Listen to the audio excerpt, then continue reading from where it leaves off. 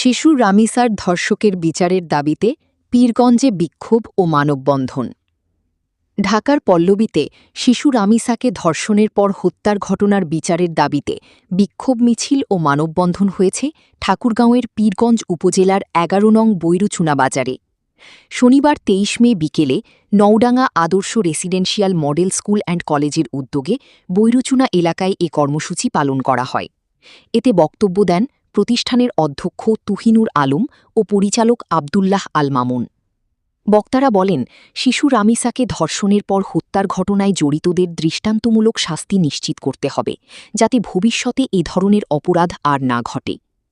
এ সময় উপস্থিত ছিলেন ১১ নং বৈরুচুনা ইউনিয়ন বিএনপিইউ যুগ্ম সাধারণ সম্পাদক রেজাউল ইসলাম রাজু, টিচার্স কোঅর্ডিনেটর আব্দুর রউফ সহ স্থানীয় রাজনৈতিক ব্যক্তিবর্গ ও শিক্ষকরা। মানববন্ধনে বিদ্যালয়ের প্রায় ৫ শতাধিক শিক্ষার্থী অংশগ্রহণ করে। পরে একটি বিক্ষোভ মিছিল বের করা হয়। মিছিলে অংশগ্রহণকারীরা শিশু নির্যাতন, ধর্ষণ ও হত্যার বিরুদ্ধে নানা স্লোগান দেন এবং শিশুদের নিরাপত্তা নিশ্চিতের দাবি জানান।